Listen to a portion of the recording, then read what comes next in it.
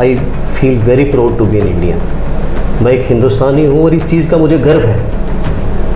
और अगर हमारे नेशन के खिलाफ, हमारे मुल्क के खिलाफ अगर कोई भी हमें लगेगा कि हमारी इंटीग्रिटी को किसी जगह भी कोई ठेस पहुंचाने की कोशिश करेगा, तो हमारी जानें भी कुर्बान हमारे मुल्क की। इतनी बड़ी स्टेट को आपने 2 यूटीज़ में डिवाइड कर दिया। उसके बाद आपने जो भी यहाँ के पॉलिटिकल लीडर्स हैं उनको आपने अंदर बंद कर दिया।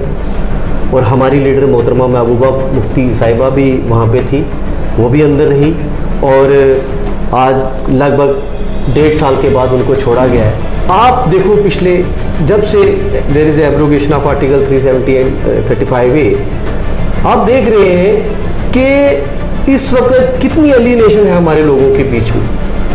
अब लोगों के हालात देखो यहाँ पे क्या हो चुके हैं। उस वक्त कहा गया कि नहीं जी डेवलपमेंट होगी, नहीं जी यहाँ पे जॉब्स दिए जाएंगे, नहीं जी लोगों की तकदीर बदल जाएगी। बट वो कहते हैं ना, दिल को बहलाने के लिए गालिब ये ख्याल अच्छा है। शायद emotionally they are happy, but internally they also know कि जब से हमारी स्टेटहुड चली गई, जब से हमें यूटीज़ के अंदर 2 यूटीज़ में बाइफरकेट कर दिया गया, हम कौन सी सिचुएशन में पहुंच चुके हैं। मैं आपके चैनल के वसादत से मैं ये अपील करता हूं हमारी सेंट्रल गवर्नमेंट से, honourable prime minister of India से, ऑनरेबल होम मिनिस्टर से, कि आपको, हम आपके लोग हैं, आप प्लीज़ हम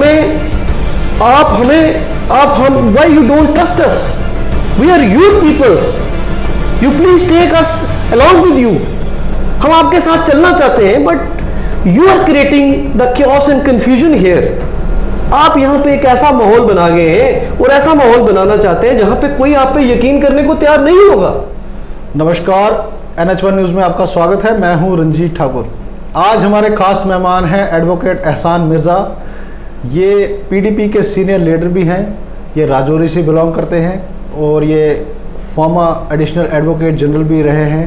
इन्हीं से आज जानेंगे कि क्या ये सोचते हैं जिस तरीके से जम्मू कश्मीर से अगस्त 5, 2019 को धारा 370 और 35A को हटाया गया था। PDP का स्टैंड इस पे क्लियर है, वो इसके खिलाफ है। स्टेटहुड की बहाली वो चाहते हैं। गुपकार डेलीगेशन भी आपने देखा होगा हाल फिलहाल में जिस तरीके से वहाँ पर मीटिंग हुई। महबूबा मुफ्ती को 14 महीने की डिटेंशन के बाद बाहर छोड़ा गया।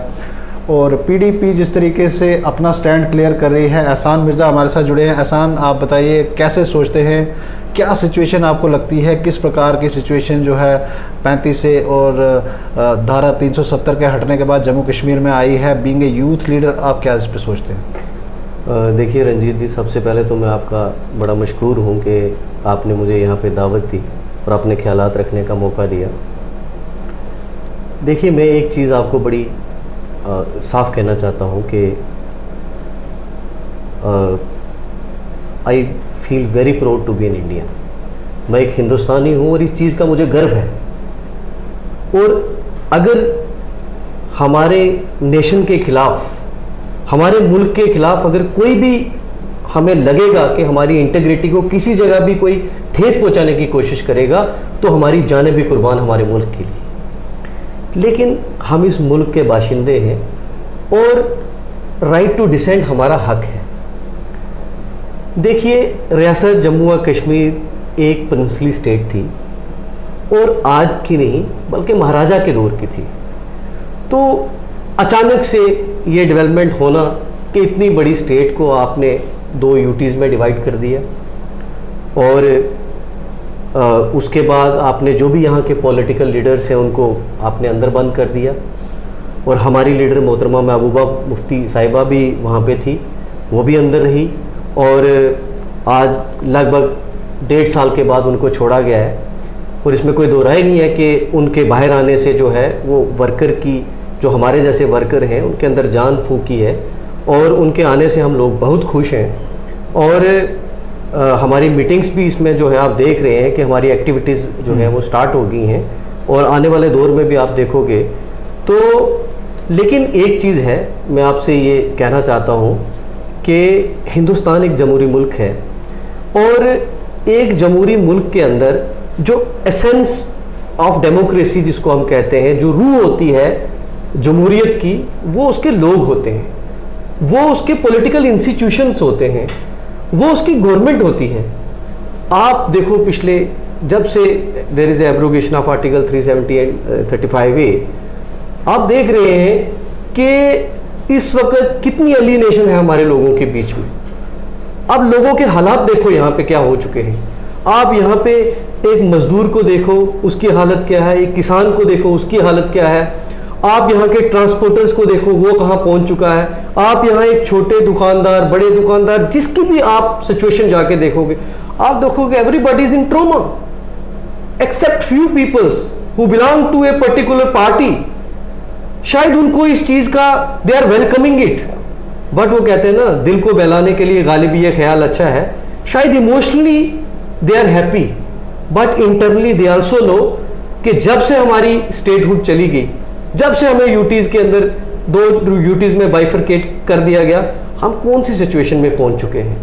हमें कहा गया उस वक्त कि जो those who are against this abrogation, I am telling you, even before this abrogation of article 370 and 35A, our stand was against this, and उस वक्त कहा गया कि नहीं जी डेवलपमेंट होगी, नहीं जी यहाँ पे जॉब्स दिए जाएंगे, नहीं जी लोगों की तकदीर बदल जाएगी। आज आप देख रहे हैं कि पिछले दिनों के अंदर यहाँ पे कहा गया कि जनाब यहाँ पे एम्प्लॉयमेंट जनरेशन की जाएगी, पोस्टें लोकेट की गई, फिर उसके बाद एडवर्टीजमेंट हुई, एडवर्टीजमेंट होने के बाद विड्रॉ कर दी गई।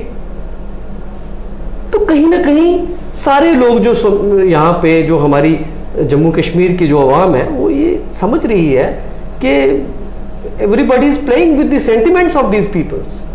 तो क्या लगता है जिस तरीके के सपने दिखाए जा रहे हैं कि आने वाले दिनों में इसी पे सियासत होगी कि 370 और 35A को दोबारा से बहाल किया जाएगा, स्टेटहुड का दर्जा दोबारा से वापस आएगा, कितना बीइंग एडवोकेट कानूनी जो जंग है वो किस लेवल पर जाएगी, आपको क्या लगता है, कहीं होप है क्या इस पर जो है वो इस तरीके के फैसले आ सकते हैं इन फ्यूचर में कि 370 और 35A स्टेटहुड ये चीज़ें वापस आ सकती हैं? देखिए सर, इस पे ना there are 2 fronts on which we have to work. One is the judiciary where the matter is already pending, ठीक है। वहाँ पे there are the supreme court judgments जो कि ऑलरेडी हमारे फेवर में थी कि it is permanent, it can't be abolished.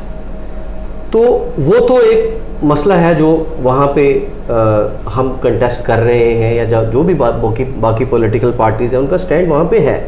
बाकी देखिए विल ऑफ द गवर्नमेंट भी इसमें बड़ा इंपॉर्टेंट रोल प्ले करती, क्योंकि उस वक्त जो यहाँ के लोगों के साथ जो एक वादा किया गया और जो ये आर्टिकल 370 एंड 35A जो उनकी एस्पिरेशंस के अकॉर्डिंगली जो एक ब्रिज बना, तो उसको जो एब्रोगेट किया है तो वो हमारी इंडियन पार्लियामेंट ने किया है।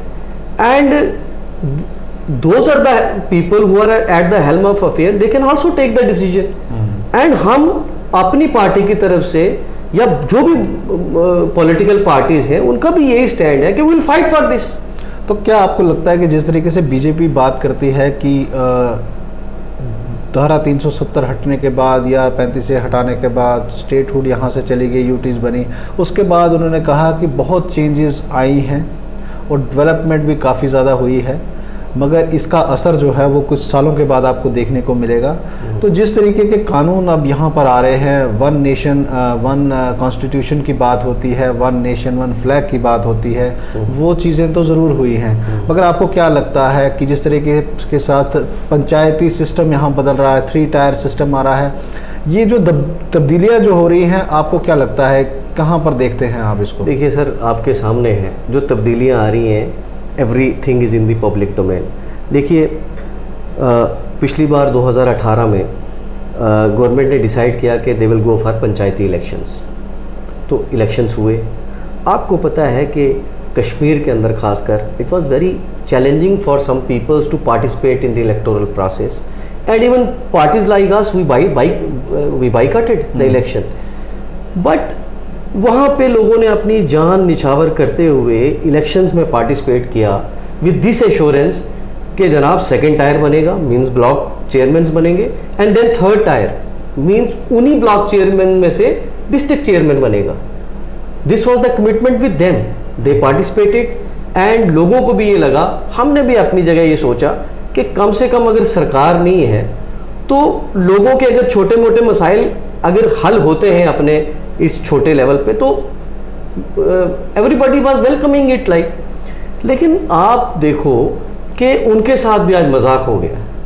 आज आपने देखा होगा, yesterday I was seeing one, I think कुछ लोग थे पंचायत रिप्रेजेंटेटिव, और मैं उनके इंटरव्यू सुन रहा था, वो कह रहे हैं it's a betrayal to us, and definitely it's a betrayal to us. देखिए, आप कोई भी कानून ऐसा जो हिंदुस्तान के किसी भी स्टेट के अंदर है वो आप यहाँ पे लागू करें, लेकिन आप उसको विद डिफरेंट इंटेंशंस जब आप करेंगे तो पीपल विल डेफिनेटली थिंक कि ये क्या हो रहा है। देखिए, मैं आपको इसका कंसेप्ट थोड़ा सा ब्रीफ करना चाहूँगा। देखिए, होता है क्या है कि जो 73 और 72nd अमेंडमेंट और 73rd अमेंडमेंट जो पंचायती राज एक्ट में लाई गई, तो उसमें ये था कि सबसे पहले आप पंचिस और सरपंचिस बनाते हैं, this is first tier. Then second tier हो गया इसमें कि आप ब्लॉक चेयरमैन वही सरपंचिस एंड पंचिस इलेक्ट करके बनाते हैं, और उसी में से ब्लॉक चेयरमैन जो है वो डिस्ट्रिक्ट चेयरमैन को इलेक्ट करते हैं। That was third tier. लेकिन आप देखो, it's a different concept no. Block councils mean आप इस वक्त हर डिस्ट्रिक्ट के अंदर 14 आपने काउंसिल बना दी, और लगभग 280 लगभग हमारी पूरी इस यूटी जो जम्मू कश्मीर है उसमें बनेंगी। आप कितना स्टेट एक्सचेकर को लॉस करने वाले हो, कितना पैसा खर्चोगे? इससे अच्छा नहीं था कि आप यहाँ पे इलेक्शन करवाते, आप यहाँ की स्टेटहुड को रिस्टोर करते जैसे आपने कमिटमेंट की, और साथ साथ हमारे 35 आर्टिकल 35 और 370 को भी जो आपने एब्रोगेट किया उसको विड्रॉ करते, और लोगों में एतमाद पैदा करते, आप इलेक्शन करवाते। आपने सरपंचिस और पंचिस और ब्लॉक काउंसिल के बीच में जंग करवा दी है। आप देखना रंजीत जी, आप जरूर देखना इस चीज को आने वाले दिनों के अंदर क्या होगा। देखो, ब्लॉक चेयरमैन जो ब्लॉक चेयरमैन है, he has no voting right in the council, in the district council he has no voting right. So कल जो वहां पे काउंसिल का जो मेंबर बनेगा, जिसके मैं देख रहा था राजौरी और बाकी डिस्ट्रिक्ट्स में कम से कम 19 17 20 पंचायतें हैं जिन पे एक काउंसिल का आप इलेक्शन करवाओगे, तो फिर लोग आपको वोट करेंगे। लोग वोट जब करेंगे तो सरपंच को समझ नहीं आएगी कि मुझे अपने ब्लॉक चेयरमैन के साथ कुछ अपना काम उससे करवाना है या कि जाके ब्लॉक काउंसिल से।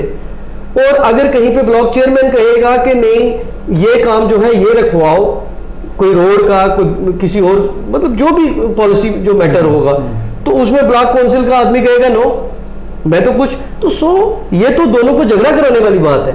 तो क्या आपको लगता है कि जिसमें सियासत की जाती थी और हमेशा एलिगेशन लगते थे कि एमएलए जो होता है वो चाहता नहीं है कि जो पंचायती राज सिस्टम है वो मजबूत हो, तो आपको लगता है कहीं ना कहीं रिफ्ट है, या जिस तरीके के फैसले आ रहे हैं उसमें कन्फ्यूजन है? सर देखियो, जो अभी फैसले आ रहे हैं, देयर इज, मैं कहता हूँ कि government has no clarity on this thing. आप देखो, जब से हमारी ये यूटी जम्मू कश्मीर बनी है, यहाँ पे दिन ब दिन ऊपर से फरमान आते हैं, और जो फरमान आते हैं फिर उनमें दूसरे दिन तब्दीली होनी शुरू हो जाती है। आप देखो, डोमिसाइल लॉ आया, अचानक दूसरे या तीसरे दिन उस पर अमेंडमेंट आ गई। फिर आप देखो, एक दिन पीएससी के चेयरमैन को अपॉइंट करने की बात आ गई, फिर उसमें भी दूसरे दिन कुछ अजीब सी चेंजिंग आ गई। फिर आप देखो, ये पंचायती राज एक्ट, लोगों के साथ कमिटमेंट हुई, फिर अचानक से वो, कल आप देखो एक लेटेस्ट डेवलपमेंट हुई है आपके एम्प्लॉयज़ के लिए जो है वो नई मॉडिफिकेशन इन्होंने कर दी कि 22 ईयर्स एंड 48। तो कहीं ना कहीं आप तो कहते थे will provide job to the peoples, but you are creating jobless, you are creating an atmosphere of fear and chaos here.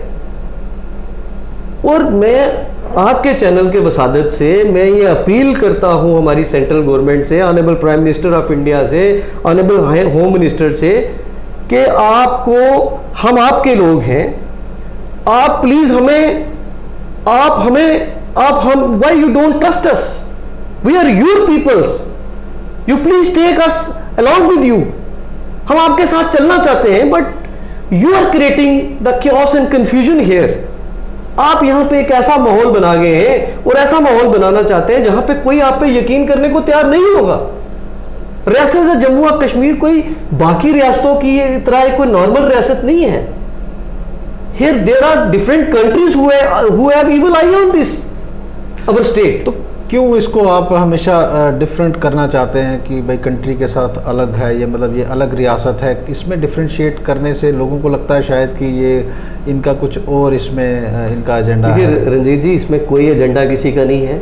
आप देखो जो भी यहाँ पे जिन्होंने यहाँ पे जमहूरियत को बहाल करने की कोशिश की, जिन पॉलिटिकल पार्टीज़ ने, आपने देखा उनका क्या हाल हुआ यहाँ पे। जो लोग आके पार्टिसिपेट करना चाहते हैं उनकी सिचुएशंस क्या बनती जा रही हैं। और यही लोग देख रहे हैं कि those who have faith in the constitution of India, आप उनकी क्या सिचुएशन कर रहे हो। तो इस ना कहीं एक एलिनेशन हो रही है, और ये एलिनेशन किसी के लिए ठीक नहीं है। And moreover government of India says that Kashmir is the crown of India. If this is the crown of India, please take us along, हमें भी अपने साथ ले चले, हमारे साथ प्यार के साथ आप बैठें, हमारी भी जो एस्पिरेशन है उनके साथ गुले मिले, यहाँ के जो स्टेक होल्डर्स हैं उनसे बात करें, यहाँ की पॉलिटिकल पार्टीज को आप कॉन्फिडेंस मिले और यहाँ के पॉलिटिकल प्रोसेस को इनिशिएट करें। आप जितना यहाँ डिले करेंगे उतनी यहाँ पे एलिनेशन बढ़ती जाएगी। और आप देखें कि इस वक्त क्या है, यहाँ पे ब्यूरोक्रेसी रूल कर रही है। आम आदमी जो है वो किसके पास जाए? वो एक डिप्यूटी कमिश्नर के पास जाएगा या किसी सेक्रेटरी के पास जाएगा? Are they accountable to general public? They are not, because they are not the people representative. Nobody has voted for them. These are only the persons like MLAs, MPs, ministers. They are the representative. उनको कल आप accountable ठहरा सकते हैं, sir मेरा बिजली नहीं चल रही, मेरी पानी की प्रॉब्लम है, मुझे रोड्स की प्रॉब्लम है, हमारा हॉस्पिटल ठीक नहीं है। तो ये बेसिक फैसिलिटी आपने देखा अभी पिछले दिनों में जीएमसी में क्या हालत थी। Ultimately government, Lieutenant Governor has to go there, immediately went there, and then जो है Principal Secretary Health and rest of the people have to assure the people. So this is a situation. अगर यहाँ पे एक political government उस वक्त होती जब ये कोविड की शुरू में सिचुएशन थी, तो situations would have been different. आप देखो, आप इस वक्त जम्मू कश्मीर की कोविड की रेशो देखो और बिहार की देखो और उत्तर प्रदेश की देखो, उनकी पॉपुलेशन देखो और हमारी पॉपुलेशन देखो, जबकि हमारी टोपोग्राफी जो है वो ऐसी थी कि Lakhanpur was the only bridge. तो आप अगर इस पे चेक नहीं कर पाए, आप इसका मतलब समवेयर यू आर फेल। तो आप एक बड़ी कॉन्स्टिट्यूंसी को रिप्रेजेंट करते हैं, राजौरी पुंछ से गुज्जर बकरवाल कम्युनिटी बहुत है, पहाड़ी बहुत हैं। क्या लगता है आपको किस तरीके की सिचुएशन है इस समय? लोग क्या सोच रहे हैं? क्या पीडीपी जिस तरीके से अभी काफ़ी समय से उनकी एक्टिविटीज़ नहीं थी, अब आस्ता आस्ता एक्टिविटीज़ बढ़ रही हैं, क्या आने वाले दिनों में किस तरीके की एक्टिविटीज़ आने वाले हैं? क्या लग रहा है, लोगों की क्या थिंकिंग है वहाँ पर? सर देखिए, फ्रेंकली स्पीकिंग आप भी जानते हैं and everybody knows that people of Rajouri and Poonch are very true nationalist. इसमें कोई दो राय नहीं है। और ख़ासकर आप हमारे गुजर भाइयों को आप देख रहे हैं कि उनके साथ क्या हो रहा है इस वक्त। अभी देखो फॉरेस्ट राइट एक्ट था, है ना, that was meant for these people, these tribal people, why you are not implementing it? What is the intent behind that? If they are the person who don't care about their life, तो आप उनके साथ क्या कर रहे हैं? Similar case is the Paharis. आपने बड़ी देर से एसटी का जो रिजर्वेशन का मसला है और आप उस पर कुछ भी नहीं कर रहे। और आप देखें, अगर इस तरह की आप एलिनेशन लोगों में बढ़ाएंगे तो ultimately things will not go in a way जो होनी चाहिए। तो आप खुद एडवोकेट हैं और काफ़ी देर से आप वकालत कर रहे हैं। इस समय जो है अभी हाल फिलहाल आपने देखा होगा काफ़ी प्रोटेस्ट भी हुए हैं जो इससे जुड़े हुए हैं, वकालत से जुड़े हुए हैं। और क्या लगता है यूटी बनने के बाद यहाँ क्या तब्दीली हुई है? कितना डिफरेंट आपको लगता है सिस्टम हुआ है? अभी तो वैसे कोविड की सिचुएशन है, काफ़ी मुश्किल है, क्या देखते हैं कितना चेंज आया है? सर देखिए, आप इस वक्त अगर हमारी बार के किसी भी मेंबर से बात करेंगे, आप जाइए किसी से भी बात कीजिए, हर एक वकील परेशान है इस वक्त। परेशान इसलिए है क्योंकि जब से हमारी यूटी बनी, कैट बेंच को वहाँ से जानीपुर से उठा के तो यहाँ पे डीसी ऑफिस पहुँचा दिया आपने। यहाँ पर जो हमारा ट्रिब्यूनल था दैट इज़ नॉट वर्किंग, ठीक है। उसके बाद हमारा state commission is not working. So एक तो ये दूसरा रजिस्ट्रेशन पावर्स थी आपकी, रजिस्ट्रेशन पावर ले ली। आज आप देखें कि ठीक है, एक वकील थोड़ी सी मेहनत करके उसमें थोड़ी सी फीस ले लेता था, बट जो पेन और जो सफरिंग थी जनरल पब्लिक को, कम से कम वो तो कोर्टों में नहीं ना होती थी। वो सवेरे जाते थे, अपनी जाके रजिस्ट्री करा के शाम को वापस आ जाते थे। आज आप जाइए किसी रजिस्ट्रेशन ऑफिस के बाहर चले जाइए, लोग परेशान हैं, लोगों की हालत ख़राब है। आज रजिस्ट्रेशन में इतनी टेक्निकलिटीज़ डाल दी गई हैं कि जनाब आप 50 बार सोचते हो कि कम से कम मैं अपनी ज़मीन को रजिस्टर्ड कराऊं, मैं ख़रीदूं या बेचूं। तो कम से कम ये परेशानियां जो हैं, ये एक तरफ वकील तो फेस कर रहे हैं और दूसरी तरफ जनरल पब्लिक भी ये जो है ये सारी चीज़ें फेस कर रही है। तो आज एडवोकेट जो फेटर्निटी है एट लार्ज, मैं कहूँगा कि वो बड़ी परेशान है, और इस चीज़ से जो कि ये सारी चीज़ें इस वक्त आगे पीछे निकल चुकी हैं। एक अदालत थी, हाई कोर्ट वहाँ था, डिस्ट्रिक्ट कोर्ट उसके साथ था, और हमारे सर्विस के मैटर भी वहीं होते थे, दूसरे मैटर्स भी वहीं होते थे। तो एक ही रूफ के अंदर सारे काम होते थे, वो आपने सारे बाइफरकेट कर दिए, तो कौन सा वकील खुश होगा सर, आप बताइए। तो लखनपुर से लेके, आपने लखनपुर की बात की थी, तो लखनपुर से लेके इस समय राजौरी तक जो हाईवे बनने जा रहा है, वहाँ पे टोल प्लाजाज की लाइन है, तो किस तरीके से देखते हैं आने वाले दिनों में? देखिए सर, मैं आपको एक चीज़ बताता हूँ। देखो, आज कुछ मेरे बीजेपी वाले दोस्त भी सुन रहे होंगे, तो मैं उनको कहना चाहता हूँ कि जब लखनपुर में टोल प्लाज़ा होता था, एक टोल प्लाज़ा था और एक श्रीनगर में था, तो जब कुछ कलेक्शन की जाती थी तो ये कहते थे बीजेपी के में स्टेट सदर की आपने बड़ी वो देखी होगी, रविंद्र रैना जी, उन्होंने बड़ा कहा, उन्होंने कहा सानू बनाओ तो असी टोल जड़े वो इं कर देंगे हैं, इतने टोल नहीं रहेंगे, इतने कुछ नहीं होएगा। तो आज की डेट में यहाँ पे बना, आप सुना है अखनूर में बनने वाला है, सुना है कहीं उधमपुर के आसपास तो बन चुका है ऑलरेडी, फिर आगे भी कहीं। तो यहाँ पे तो वही बात पिछले दिनों में कोई कह रहा था, Tolo toll, so it's Tolo toll and all that. Otherwise आप देखो कि जो भी प्रोजेक्ट जो उस वक्त थे, they are every project is in limbo, किसी जगह कुछ काम नहीं हो रहा, किसी जगह कोई सिचुएशन नहीं हो रही। ठीक है, कोविड की भी एक प्रॉब्लम है, एक जेन्युइन प्रॉब्लम है, लेकिन आप देखो ये प्रॉब्लम तो पूरे हिंदुस्तान के अंदर है, पूरी दुनिया के अंदर है। बाकी जगह काम हो रहे हैं, बाकी जगह डेवलपमेंट चल रही है, तो रियासत जम्मू कश्मीर के अंदर पता नहीं चल रहा कि क्या हो रहा है। तो जाते जाते मैं आपसे लास्ट में ये जानना चाहूँगा, जिस तरीके से गुपकार डेलीगेशन बनाया गया है, पीडीपी की सदर जो हैं वो महबूबा मुफ्ती 14 महीने की डिटेंशन के बाद उनको छोड़ा गया है, पॉलिटिकल एक्टिविटीज़ बढ़ गई हैं। फारूक साहब बोलते हैं चाइना की मदद से हम जम्मू कश्मीर में 370 और स्टेटहुड बहाल कराएंगे।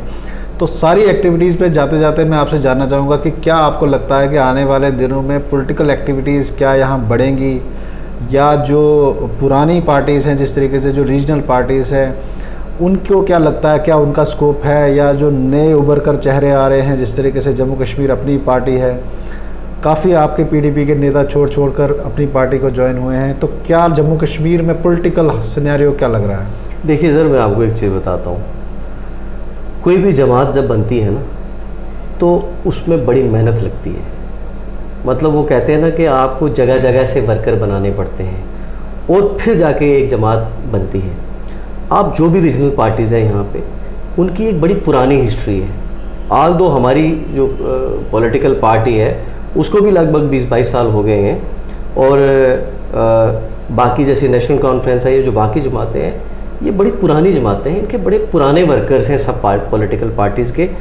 तो ये इतनी जल्दी नहीं है कि आप ये बोलोगे कि ये नए लोग आएंगे तो इनको लोग एक्सेप्ट कर लेंगे और ये कुछ भी बात करेंगे तो लोग बिलीव कर लेंगे। लोग समझते हैं, लोगों को पता है कि किस किस जमात ने क्या क्या कुर्बानी दी है और कौन कौन सी जमात जो है वो क्या क्या कुर्बानी देने के लिए तैयार है।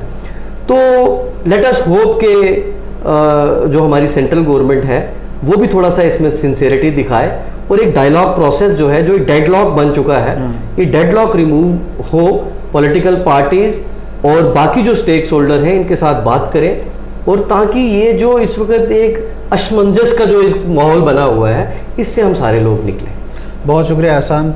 तो ये थे हमारे साथ एडवोकेट एहसान मिर्ज़ा, ये पीडीपी के सीनियर नेता थे और इन्होंने हमारे साथ खुलकर बात की और इनका कहना है कि सेंट्रल गवर्नमेंट को चाहिए कि जम्मू कश्मीर में डायलॉग्स हैं उनको बहाल करें, लोगों को कॉन्फिडेंस में लें, ताकि जिस तरीके का प्रोसेस यहाँ अभी चल रहा है उससे लोग काफ़ी असमंजस में हैं, लोगों की मुसीबतें काफ़ी बड़ी हैं।